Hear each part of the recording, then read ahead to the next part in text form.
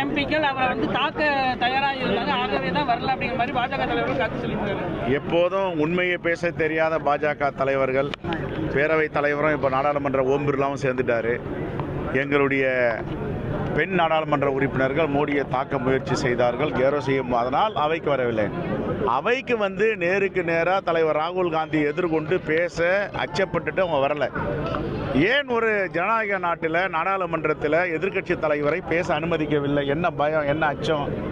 தலைவர் ராகுல் காந்தியை பார்த்து என்ன அப்படி பயப்பட வேண்டியது இருக்கு? அவர்கள் பேச அனுமதிக்க வேண்டும். ஏதாவது அவை குறிப்பில் இருந்து எடுக்க வேண்டும் என்றால் எடுக்கலாம். அதுக்கு பேரவை தலைவருக்கு, ஸ்பீக்கருக்கு முழு அதிகாரம் உண்டு. இதை விட்டு அச்சப்பட்டு பயந்து அவரை பேச விடாமல் தொந்தரவு செய்வது, தடுத்து நிறுத்துவது, அதற்கு பிறகு நாடாளுமன்றத்திற்கு பிரதமர் வராமையே குடியரசுத் தலைவருடைய உரையை முடித்ததாக அறிவிப்பது, இதெல்லாம் ஜனநாயகம் செத்து கொண்டு இருக்கிறது என்பது இதை காட்டுகிறது. இது உண்மைக்கு புறம்பான செய்தியை சொல்லியிருக்கிறார்கள். அதுவும் தமிழ்நாட்டு 2 பெண் நாடாளுமன்ற உறுப்பினர்களை சொல்லுகிறார்கள். அப்படி அநாகரிகமாக நடக்கும் நாடாளுமன்ற உறுப்பினர்கள் எங்களுடைய நாடாளுமன்ற உறுப்பினர்கள் இல்லை, அது புரிந்து கொள்ள வேண்டும்.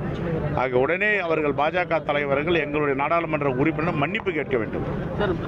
ராகுல் காந்தி அவர்கள் பேசும்பொழுது அந்த நாடாளுமன்றத்தில் நேரடியில் அவருடைய முகத்தை காட்டாமல் புறக்கணித்து ஏங்க சூரியனை கை வச்சு மறைக்க முடியுமா?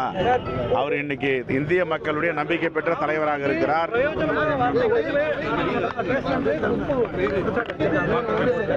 நாடாளுமன்றத்தில் சீனாவை பத்தி கேட்கிறாரு. நரேந்திர மேனால் ராணுவ தளபதி எழுதின புத்தகத்தினுடைய ரகசியத்தை சொல்லுங்கன்றாரு. பேச வேண்டியது தானே, என்ன பயம்? ஏன் அப்படி பயப்படுறாங்க? என்ன அச்சம் இருக்கு? சொல்லணும்ல. அவர் கேட்கறதுக்கு பதில் சொல்லுங்க. அவரை நரேந்திர எழுதுறது தப்புன்னு சொல்லுங்க, இல்ல சரின்னு சொல்லுங்க, இல்ல அவை குறிப்பிலிருந்து எடுங்க. ஏன் பயப்படுறீங்க? Okay, thank you.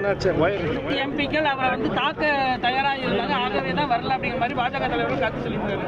எப்போதும் உண்மையை பேச தெரியாத பாஜக தலைவர்கள், பேரவைத் தலைவரும் இப்போ நாடாளுமன்ற ஓம் பிர்லாவும் சேர்ந்துட்டாரு.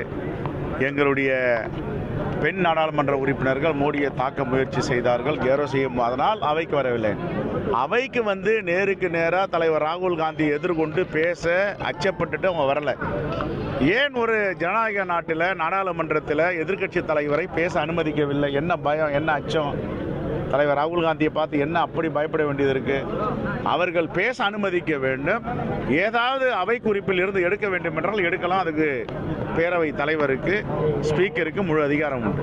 இதை விட்டு அச்சப்பட்டு பயந்து அவரை பேச விடாமல் தொந்தரவு செய்வது, தடுத்து நிறுத்துவது, அதற்கு பிறகு நாடாளுமன்றத்திற்கு பிரதமர் வராமையே குடியரசுத் தலைவருடைய உரையை முடித்ததாக அறிவிப்பது, இதெல்லாம் ஜனநாயகம் செத்து கொண்டு இருக்கிறது என்பது இதை காட்டுகிறது.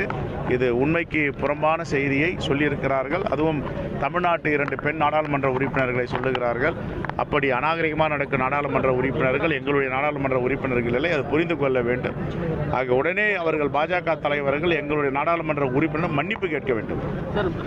ராகுல் காந்தி அவர்கள் பேசும்பொழுது அந்த நாடாளுமன்றத்தில் நேரடியில் அவருடைய முகத்தை காட்டாமல் புறக்கணித்து ஏங்க சூரியனை கை வச்சு மறைக்க முடியுமா? அவர் இன்னைக்கு இந்திய மக்களுடைய நம்பிக்கை பெற்ற தலைவராக இருக்கிறார்.